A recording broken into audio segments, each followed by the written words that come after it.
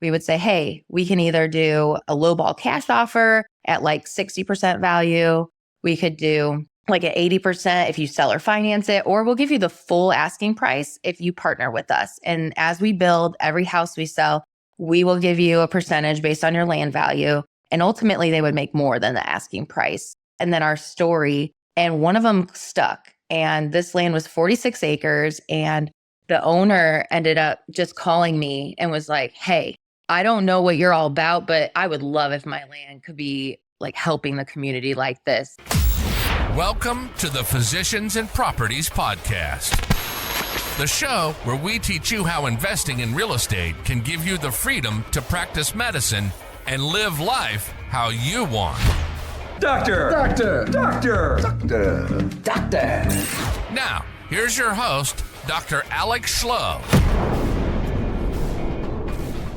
Hello, everyone. Welcome to the Physicians and Properties Podcast. Today's episode is a really special one. My friend Lauren Schreiber is coming on the podcast. She is a pharmacist turned real estate investor, or better said, a drug dealer turned real estate investor creating impactful housing solutions. She's incredible. We are both members of the Action Academy Mastermind, which is incredible. And Lauren absolutely is taking action, crushing it.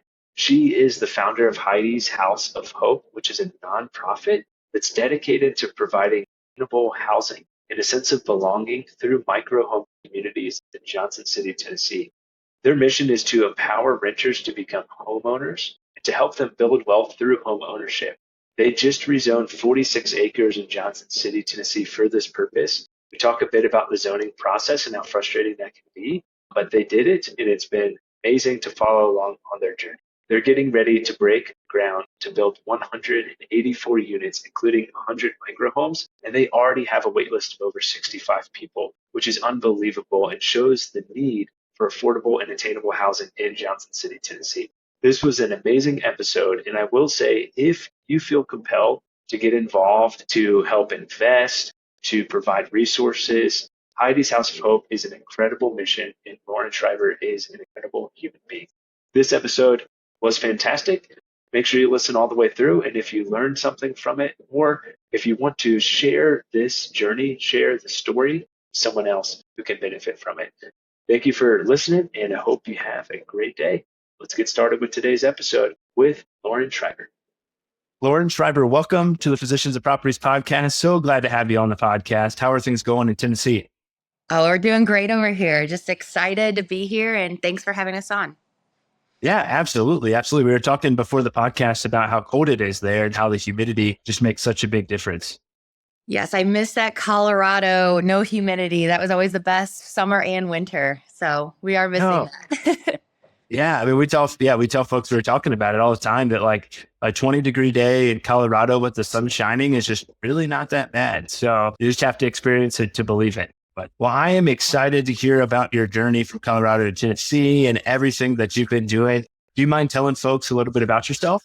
Yeah. So I grew up in a cornfield outside of Chicago. Always wanted to help people and do something that I felt, I could give back to the community. So naturally, I became a pharmacist, and, I was working at Walgreens and really loved interacting with my patients. And it wasn't until I went on a ski trip to Colorado and met my husband that I was like, you know what? I'd rather do other work and try to really give back in a different way. I was a pharmacist for 10 years, and I just really felt like, there had to be more. So I tried to get that financial freedom that everyone talks about. And I started listening to Bigger Pockets podcast. And I just wanted to, let's get some rental properties and try to get some passive income. So we bought a few properties, and I was still working as a pharmacist and just kind of banking cash, doing that. And then it wasn't until we actually moved back to Johnson City and we were starting to hear our tenants' stories and their struggles with housing that it really just touched our hearts, and we wanted to try to do more about it. We ended up starting a nonprofit, and we're currently building 184 units on 46 acres in Johnson City, Tennessee. And it's been a journey. It's been really exciting to see how things have panned out and just how we feel like God's using us to make a big impact in our community. So yeah, here I am.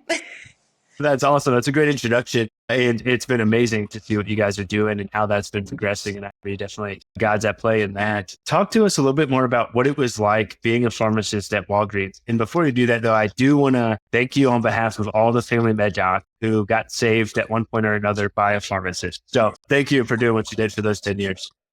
Oh my goodness. Yeah. Everybody makes mistakes. It's okay. We got you guys. No worries. Sorry. What was your question? I totally blanked. Just what was it like? What was the 10 years like being a pharmacist for you guys? Kind of, was there a moment during that time where you're like, oh, I don't want to do this forever. I want to invest in real estate, or I want to chase after financial freedom. What was that 10 years like for you? Yeah. So at first, I feel like everybody, when they're in the medical profession, you're in school and you're learning everything. You're just excited to really get to test your knowledge and really help people. And I was working at a Walgreens, and it really was just super fast paced. And I got promoted quickly to be a pharmacy manager. And then it was just it was the next store and the next store and more volume. And I ended up being at such a fast paced store that I wasn't even getting to talk to patients. And that was the whole reason why I wanted to be a pharmacist. It was like, I want to help these people and change their lives through medicine. And I think that was kind of when it clicked for me, that the only people I was really helping or talking to were all my coworkers, which was great. And I worked with so many great people and, got to really make an impact in their lives, and they made impacts in mine. And it wasn't until I was just like, what am I doing here? Like, yes, I'm really good at being a pharmacist. I'm very good at my job, fast at my job, but it really just felt like there had to be something more. And that was when I started trying to figure out maybe some kind of side hustle, or, am I going to be able to do this in, 30 years? Like, you see these older pharmacists who have done it their whole lives, and I didn't like their lifestyle. They seemed so unhappy. They were just living for that 2 vacations a year, and maybe they could get a day off that they wanted to go see their kids play or something. And it just really was something I was like, that sounds horrible. Like, I want my own control over my life. And I knew I had to find something to kind of, bridge that income. Because obviously we all graduate with hundreds of thousands of student loan debt. So had to pay those off still, but real estate seemed like a great option. And it's been very good to us so far. So. Yeah, absolutely. I'm sure a lot of folks listening can relate to, like, at some point you hit that point where you're like, this isn't really what I thought it was going to be, or this just seems like a conveyor belt of patients, and I'm just not really getting to practice medicine or spend time with patients like I want to. And I think that is a lot of times when providers and pharmacists hit that moment where it's like, man, there's got to be something more to this. There's got to be a way that I can get some freedom back and get some autonomy back. Which you hit that. What was it like getting started in real estate? Because my understanding is you didn't go from pharmacist to now breaking ground on 184 units. So what happened in between?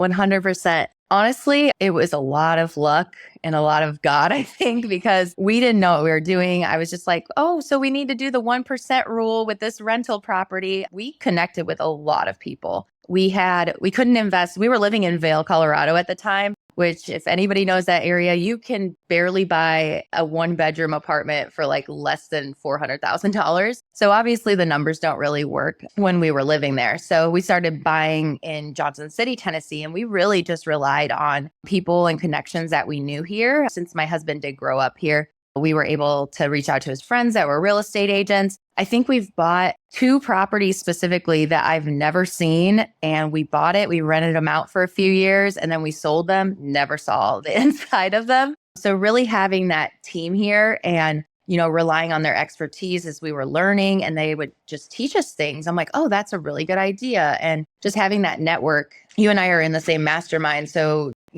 really heavily relying on that network as we grew, and just being able to reach out to people and say, hey, what did you use to get new tenants in? Or what things should we be worried about? That was such a game changer. And if we tried to do it by ourselves, it wouldn't have been successful whatsoever. So it was really nice to have those people in the corner.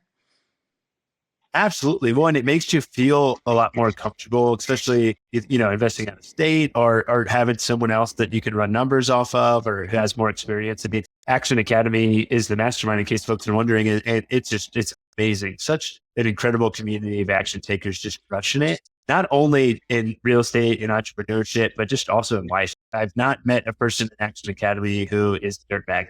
No, it's 100%. it's awesome. Yeah, yeah. We were talking beforehand. We're getting ready in a couple of weeks to go to the Dominican Republic for an Action Academy trip. So folks have to stay tuned and hear about that. But that's going to be amazing. But I agree, like that, the relationships and the networking is so important in real estate, and probably pretty important for you to like have the confidence for the next step and what's coming now and what you guys have been working. But I do want to hit on one point real quick. The homes that you bought sight unseen. Was that something that was worrisome for you, or did you feel like, hey, we got this? We have people in the corner.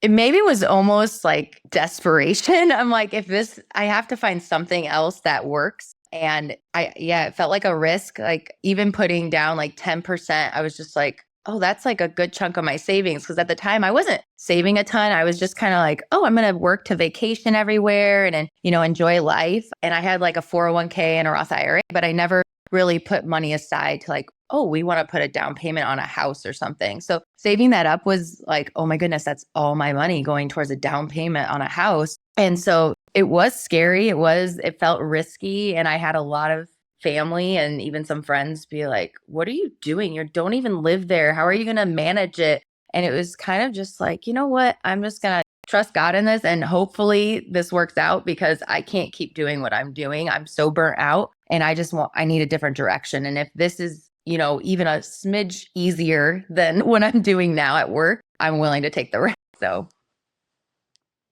Yeah. And I guess, worst comes to worst. If it didn't work out, you could find a pharmacy job. It's not like there's not those jobs available. It wouldn't be ideal, but like your present day reality at the time was your biggest fear and you could just do it again if you had to. Well, so and I think there's a safety net. And I was working while I was doing that too. So to not let everybody just quit their jobs and just, start buying real estate. Like I needed that safety net as well while we were building it up. But we do have pretty good cash flow from them. I still work like part-time, but the majority, it's like very, very, very part-time. So just to keep my, my license active and still, pretend like I know something about medicine still.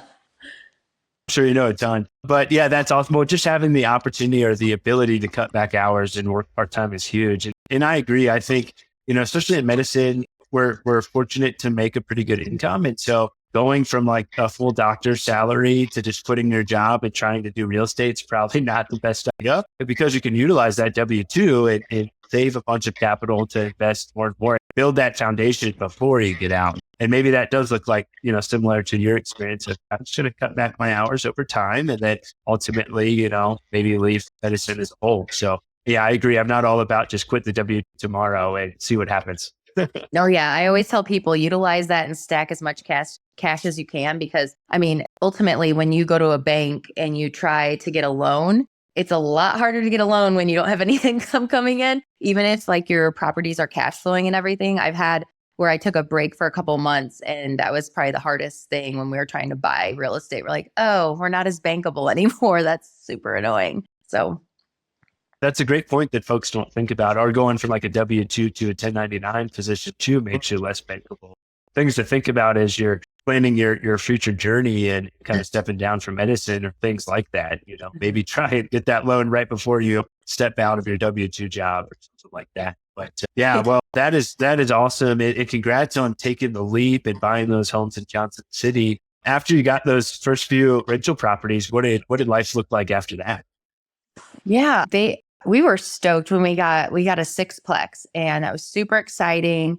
And, I think we posted it in Action Academy. We're like, we got a whole 6 units added, and it like increased our net worth a ton because we ended up increasing the rents pretty quickly and getting some really good tenants in there. But what it looked like more so was just hearing people's stories, hearing their struggles with housing. We've had several people that were waiting a couple months to get into our rentals. And I don't know about you, but I've never waited more than a couple weeks to get into a rental. So just hearing their struggles broke my heart, honestly. And my husband and I, we like went to church and we were praying about it. I'm like, there's a reason why we're here. There's a reason why the sun, moon, and the stars all align for us all to be here in this place. Like if I went in depth in our story, it's crazy, like how we met and everything. And being there in that place and our hearts just hurting for these people, we knew we had to do something about it.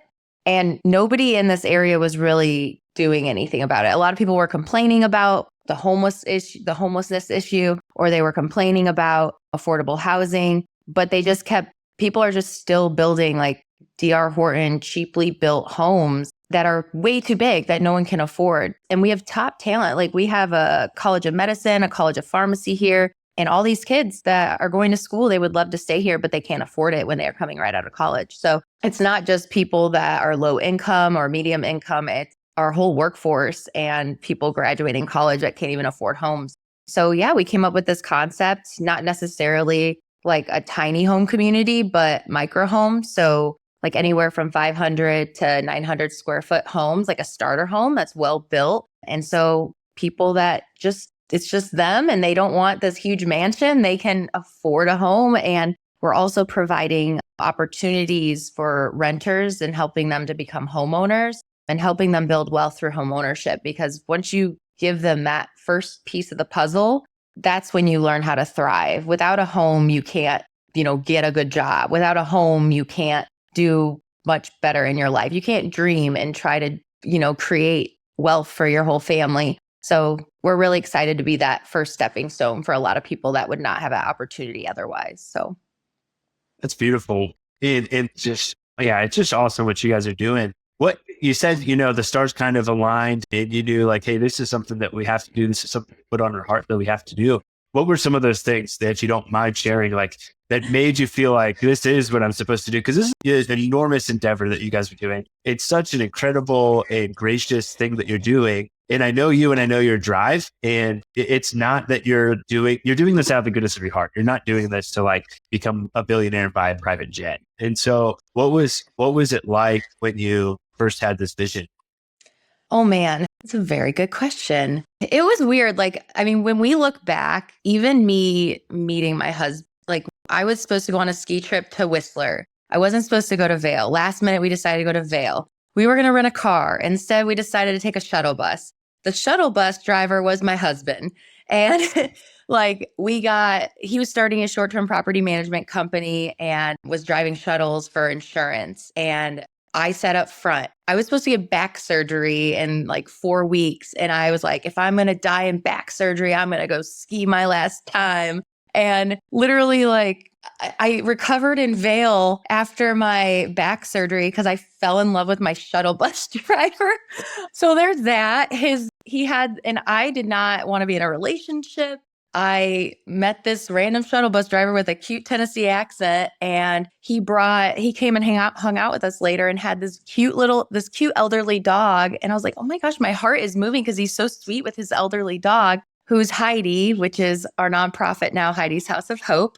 There's literally so many little things that were like, why are we here? Like, it was just kind of like God ordained. Like the sixplex that we bought, it was part of a whole portfolio. And though the portfolio, like the agent was adamant about how the owner would not break them up. And I was like, can we just put an offer in on just the sixplex? I can't afford his whole portfolio, but I just want those. And he ended up accepting it. Then some of the tenants that are in there are from group sober living homes. I have a bunch of friends in Action Academy too that are invest in group sober living homes. And they're like, oh, they're a gold mine. But then when I sit there and start talking to these people, they're like, you understand you offered me a place to live when I screwed up my whole young adulthood and, wasted my life on drugs and alcohol and have a criminal record because of it. But you saw me and let me live in this home. And just those little things that kept moving my heart. I think it's really important when you get prompted like that with certain things that oh, that makes me excited that I can do that or help somebody. Or you feel like, oh, that kind of got me excited. Especially when you're a healthcare professional, I feel like you're always so busy, that it's really important to pay attention to those things because I think it really highlights what will bring you joy later on. So I noticed right away, if I can help this person and that made me so happy to help them, I know I'm going to be even more happy if I can continue to help these people. And I mean, that's been the case. We have 3 veterans in there right now that are like, when are you building your micro home community? We want to help you out. And we want that camaraderie because it's not just housing. It's like a whole sense of belonging. So many people, you put them into a home and they're just, the loneliest they've ever been. But if you can give them a community of people that are there to support them and that have their backs and, kind of foster that sense of belonging, I mean, you're creating such a great place for people to live and thrive. So that's kind of a long-winded answer to your question, but That's a sorry. great answer. I'm fired up. No, that was awesome. I think that a lot of times when you were telling the story, I was thinking about, something that excites you or like really hits your heart. I think a lot of times we're scared of that and like we're very fearful of what may happen. And I think what's really cool for you is like you definitely put that trust in God and you went after it. And I think everyone can learn from that. Like we all feel like the tug on the heartstrings for different things and different things that we love. But a lot of times we just try and ignore it and put that down. And then one day we're going to get to the end and we're going to, oh man, I really wish that I chased after my dream. And so I think it's super inspirational that you did that. You're willing to just take such a big leap. And I know it hasn't been easy for you. So let's talk a little bit more about Heidi's House of Hope and kind of, going from the initial idea to purchasing the land and everything else that's been going on. Yeah. So the land, it's funny enough, when we were in Action Academy, you're talking about how we're going to Dominican Republic. They had 2 other trips prior to that, or 3 other trips. And I was in the Cabo one, which would have been February of last year. And I had this whole idea, but, we still didn't have land. And it really was like a mindset thing for me because I was maxed out on all my loans. We had bought all of our properties within the last 2 years. I wasn't working as much and like I wasn't really bankable again. And I wasn't putting offers in on land because I was like, I can't afford that. I don't know what to do. And when I was in Cabo at that meetup, I had a couple people talk to me and like, do you think it's a mindset thing? Because if it's a good deal, you will get somebody to give you capital for that land. And I'm like, I've never used anybody else's money. I'm scared. And they're like, you have an amazing vision. Like, just trust that it's going to happen. So we started putting in lowball offers for land and kind of in like a 3 offer thing where we would say, hey, we can either do a lowball cash offer at like 60% value. We could do like at 80% if you sell or finance it, or we'll give you the full asking price if you partner with us. And as we build every house we sell, we will give you a percentage based on your land value. And ultimately they would make more than the asking price over time. So I probably sent maybe 15 LOIs every week with that. And then our story, and one of them stuck. And this land was 46 acres. And the owner ended up just calling me and was like, hey, I don't know what you're all about, but I would love if my land could be like helping the community like this. Like, I accept. I was like, what? Okay. So then he was going to sell or finance it, right? So I was all excited. I'm like, okay, I have 10% down. This will be fine. I got this. Last minute, he ends up telling us that he can't do the seller financing. He's so sorry, but his business isn't doing as well and he needs the cash. And I'm like, oh my goodness, panic mode. And so I'm like, okay, I got to find a bank loan. So found the crappiest bank loan that could possibly happen. It's high. It's like 9% interest. I was like, this sucks, but it was the only thing I could get. Then it needed, I think it was like 15 or 20% down. I was short 20K.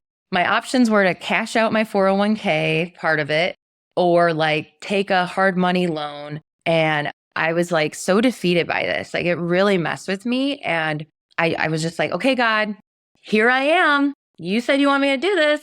I need 20 grand. I don't know what you want to do, but I'm mad because you wanted me to do this and I don't have 20K. And so literally I was like so frustrated.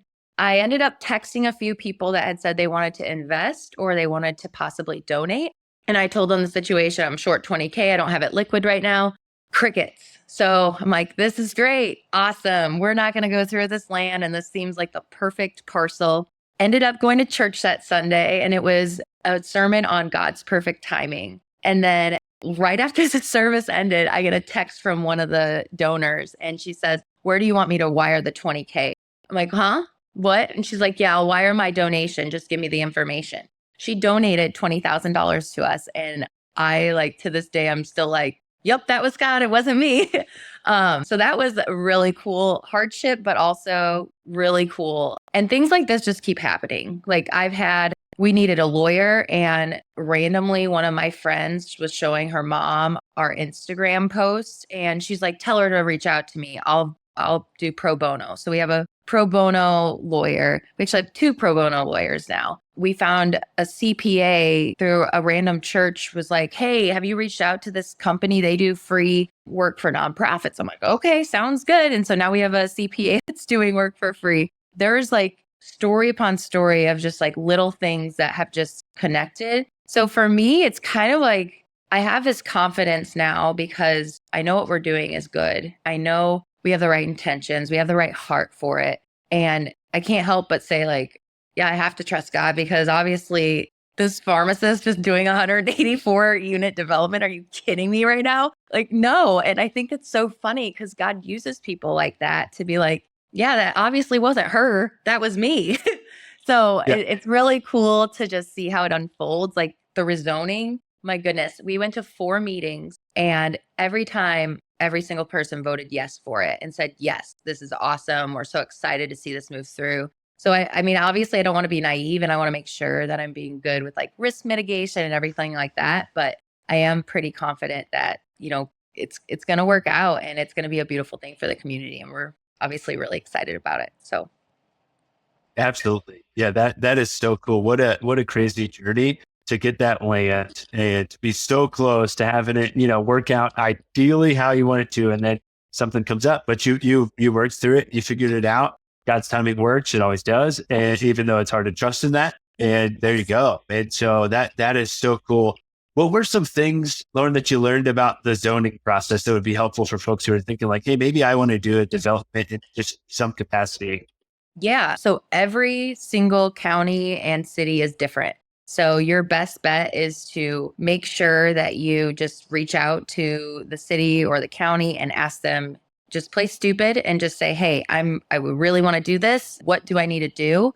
And can you help me through it or talk me through it? That, or if you want to be amazing and read through all the zoning codes for that area, feel free. A lot of it, if you want to do development and do like high density, you have to be in city limits because you'll need city sewer and city water. Finding land is fun, and the zoning for that, literally everything's different. So if you learned all the codes for one county, you'd have to learn all the new codes for the next one. So I'm getting better at this one though, that's for sure. But yeah, it was a process, and I've heard lots of horror stories about Johnson City and their rezoning process, and they've tried to change it, but the people have actually voted not to do less meetings because they want to make sure that they can voice their concerns. There was 2 meetings where people could like voice their support or their unhappy thoughts about the development, which I understand. Like you get a lot of that not in my backyard kind of thing. It was fun hearing people's perspective on what they thought we should do with our land. But again, you just trust that God's gonna, do a good thing. And, you just try to work with people and literally talking to the neighbors.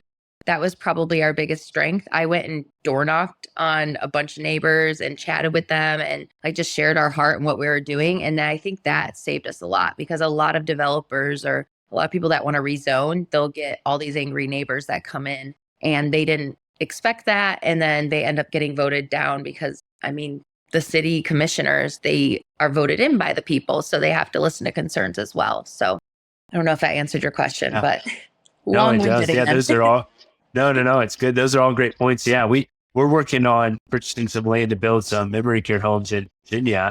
And yeah, it's wild how much things change in different cities, zoning requirements, different county requirements. Like, yeah, it's just nuts. So we're working through that process right now. And it's, one person says, oh yeah, no problem, this will totally work. And then you talk to the next person and they're like, oh, actually it has to be rezoned and that's going to take 12 months. And so it's just always something when it comes to zoning.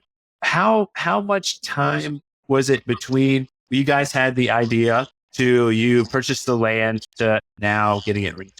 How much time kind of passed during that? Yeah. So we started the nonprofit in October of 2023. And that was when we kind of just were like, let's do a tiny home community. And it literally was just me networking and talking to every single person I possibly could for probably about 4 months. And I still take some of those meetings today because you don't know what you don't know. So, and then we found the land, I think in April or May of 2024. And then we were trying to go through the rezoning process. But with Johnson City, you have to have a concept plan. And with that concept plan, it's binding. So we learned a lot through that. So if you were to say, hey, I'm going to build 60 homes, and then you want to build 61, you have to go through the whole rezoning process all over again. So my poor architect probably made like 5 different or 6 different versions of our concept plan. God bless him. He's got a lot of patience. And then like after we had one that we thought was going to work, we talked with engineering, and you can run numbers as much as you want, but until you actually listen and hear other people's opinions who have been doing it forever, he was like, you think those are close together, but that's not as cost effective as you think. Like we have a whole road that is like 300 feet that can't have homes on either side of it. So that's like a big money pit. So we have to make up for that in other areas. So when we finally finalized the concept plan, that was probably in September or October of 2024. And then, yeah, it got approved January 2nd. So the rezoning process, I think, was 2 months. And now we're just waiting to get our engineering site plans, and then we'll be able to move some dirt finally. So That's awesome. When do you guys think you're going to be able to break ground? we're hopeful for midsummer to early fall. So I'm so excited. We already have 65 people on our wait list. Yeah, Wow, that's amazing. I know. It's Wow. crazy. How are folks finding out about it and getting on the wait list? Yeah, we have not marketed it at all. It's literally just been word of mouth. They did a newspaper article on us, and it hit the front page of the newspaper, I think in May. And so we got probably about 20 from that. And then when we were going through the rezoning, the local news, they did a few stories on us during the rezoning process. And then we had one more newspaper article, but that's been it. And then just like posting on Instagram, me meeting and going to real estate meetups and different kind of networking events. And yeah, we haven't even marketed it yet. So, which is awesome, but also like, oh my goodness, you read these people's stories, and because I'll have a little thing of like, tell us what your biggest struggles are right now. And you're reading these people's stories, and it's so frustrating that we can't have like 100 homes built tomorrow. And that's probably the most challenging thing for those that want to go into development, is that it's a very slow process. And I'm one of those people, as I'm sure many of your listeners are as well, like, okay, here's my goal. Let's go achieve it. Okay, it's a month. I got it done. And very goal driven and ambitious. And development is a lot of hurry up and wait. And I'm learning a lot of patience. That's what I'll say about that. So I need to do more development so I can learn some more. Yeah. That's crazy. Wow, that's amazing to have such a wait list already. Are you guys planning on building in phases so you can like lease them out, get them filled up, and then keep building as you go? yes. Yeah. So I think when I mapped it out, and the engineering, once we get those plans, we'll have it better mapped out. But I think there's around 7 or 8 phases, with each one having around like 20 homes. Our plan is to have a few different general contractors take different amounts of homes. There's some that have said, oh, I can take 4 and have those done, within, 4 or 5 months. And we've had some that have bigger teams that can take like 8 to 12. And just really utilizing that. Originally, we were only going to have one team, but with how big our wait list is, it doesn't make sense to just rely on one team. Like we need these built quicker so we can help house our community. So That's awesome. Are you guys doing stick builds or modular, or what's that? yeah, I had looked into tons of modular homes, and so Clayton Homes is one that a lot of people use around here, but they didn't have anything small enough for what I wanted. And a lot of the modular homes, by the time you bring them in here, it was more expensive than the site built. So we'll be doing all site built on a slab. Awesome. That's really cool. And you said they're going to be about 2 bedrooms for the most part? Yeah, so we're going to have 2 to 3 models to start with and kind of test to see what people like. But the 500 to 600 square foot one will be 1 bedroom with a loft. And then the 800 to 900 square foot one will be a 2 bedroom with a loft as well. And the loft can be optional for people. It'll be a little bit of an upcharge, but either way, there'll be still storage in the upper part of it for people. Very cool. And are people renting them out? Or are they buying these homes? So we have the homes, and then we have duplexes and then fourplexes. So we're anticipating that the duplexes and fourplexes will be rentals. And then our whole mission is to help turn renters into homeowners. So kind of like gradually moving them into the single family homes that they can buy. We're still figuring out our HOA and like how we'll, there's a fine line of, oh, hey, we need to sell these because we need to pay back debt and we need to, get all that paid off. And then also not allowing just a bunch of investors just to come in and buy them up and just using them as their rentals instead of actually allowing people to be homeowners that need it the most. So we're still trying to figure out that fine line of mastering that. So more to come. Awesome. Yeah, that'll probably be tough to figure out for sure. As we're wrapping things up, Lauren, what's kind of the grand vision? You mentioned community multiple times. What's kind of the grand vision for Heidi's House of Hope in terms of, hey, everything's done. What do you picture as you're walking through that land, that 46 acres? Yeah. So besides all the housing, we really do want to create that sense of community and belonging. And helping facilitate that with communal amenities as far as like a dog park, fire pits, pavilions, communal gardens, all of those kind of things where people can be like, oh yeah, I'm going to go say hi to my neighbor. I would love to have food trucks that come out there. My original plan was to have like micro businesses as well, but that would have been a lot harder for the rezoning. So baby steps here. And then we're going to have hiking and biking trails and just having people be able to really just get outside, be healthy, live their full lives. On the bigger scale of things, like we see this as the model community. Once it starts going, we plan to go into other areas. Obviously, I'm from Illinois, and then we have our hearts in Colorado too. And we have lots of connections in those areas. So those are just obvious spots that we could start to continue to build out. But yeah, we're looking for as many partners as people want. If you feel like, you want to start a microhome community, we're willing to share expertise and help raise funds and go through the grant process. That's been really fun as well. And then ultimately, so Heidi's House of Hope, HOPE stands for Housing, Opportunity, People, and Education. We're partnering with multiple different nonprofits and organizations to give people the education they need, and then also to create businesses. And I want to be able to talk to some of these people that are in the community and say, hey, if you could do anything, like your biggest dream, but you've always been afraid to do it, what is that? And if they're like, I would love to own a business building homes. Oh, hey, well, we got some people that can help you out with that. And really having all those businesses and opportunities for jobs for people that don't weigh them down and that where they feel like they can really thrive. So that's it. That's amazing. Yeah, I cannot wait to see the finished product. And it's been so fun to follow your journey. If folks, Lauren, want to reach out to you and learn more or invest or help out in any way, how can they do that? Yeah, it's all on our website. So it's Heidi'sHouseOfHope.com. And you can follow us on Instagram, Facebook, and that's all at Heidi's House of Hope. So yeah, check us out. Send us an email. We'd love to hear from people, and we're always willing to share. We're really excited. Absolutely. Well, I'm excited for you guys too. Thank you so much for staying up late to come on the Physicians and Properties podcast tonight. I really appreciate it. Yeah, no, thanks for having me. I really appreciate it as well. Awesome. We'll have to do an update once it's open, and that wait list is still full, but we're building more community. So really excited for you. And if I can help in any way, just let me know, and excited to get the word out there. Awesome. Well, I will see you in Dominican Republic. Can't wait, Lauren. Have a good one. All right. You as well. Bye.